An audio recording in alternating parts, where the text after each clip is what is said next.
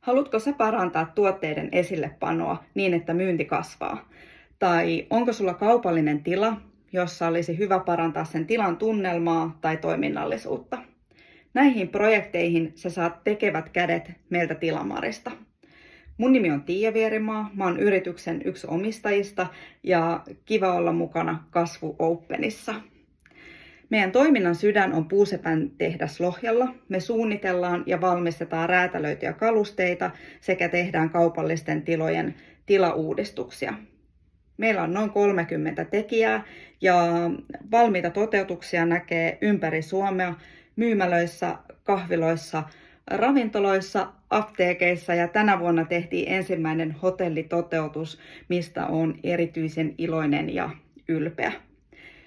Nykyisellä omistajaporukalla me ollaan kasvatettu liiketoimintaa noin 3 miljoonan liikevaihdosta 6 miljoonaan. Seuraava tavoite on 8 miljoonassa. Ja pidemmällä aikavälillä halutaan rikkoa myös 10 miljoonan lasikatto rikki.